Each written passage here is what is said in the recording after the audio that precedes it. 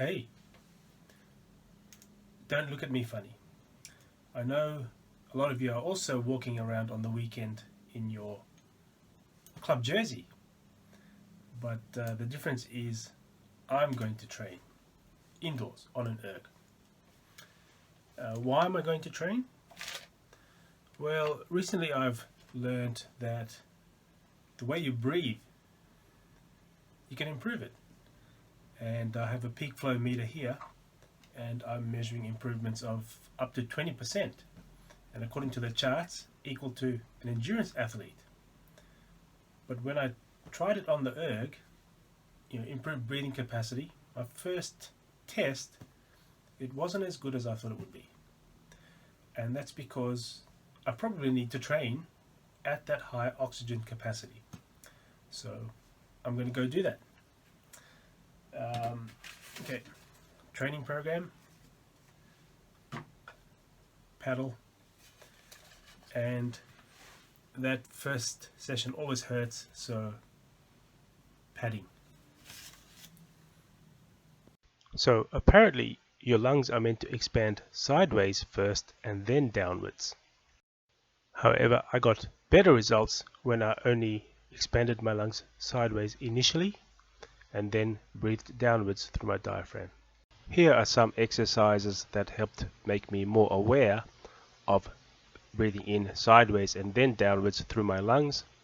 The second one helped me become more aware of how each lung worked in isolation. Now all I need to do is practice this breathing while training. My erg is set up so that I feel like I'm catching water in a full boat and getting a lot of help from other paddlers. The purpose of this type of training is generally to improve VO2 max or increase lactate threshold.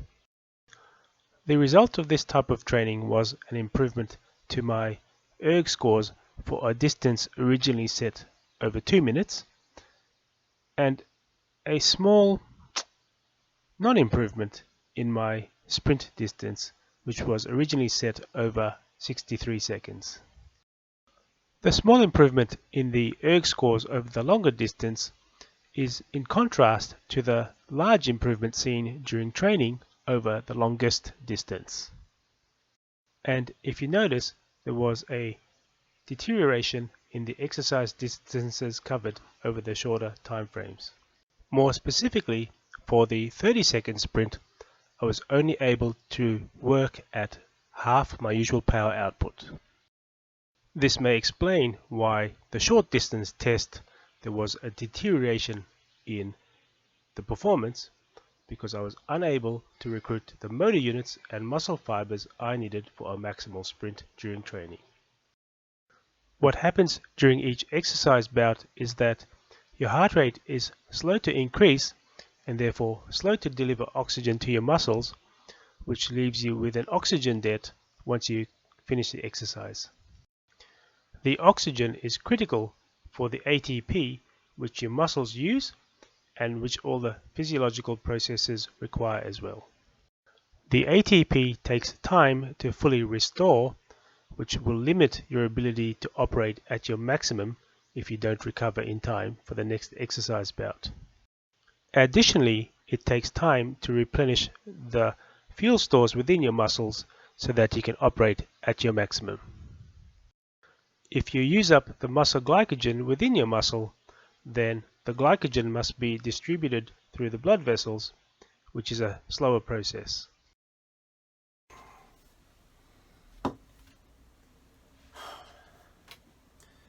Well, I must say, I'm a trifle disappointed with the results following the training program, where I supposedly increased my breathing capacity. I should have been able to demonstrate a better result in the time trial over 2 minutes, highest resistance on the erg.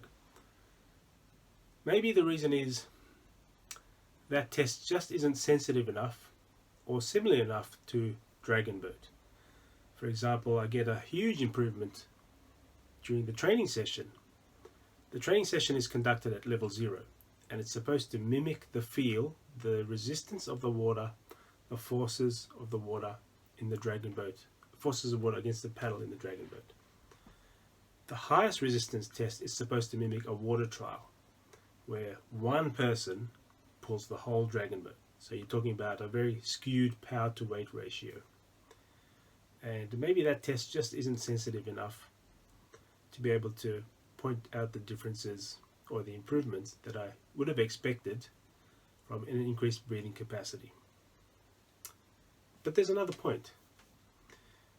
Maybe I was expecting too much from an improvement in breathing capacity. The scientific evidence shows that VO2 max only has a weak association over 500 meters and even less over 200 meters, which suggests that an increase in breathing capacity would not make a difference over these race distances.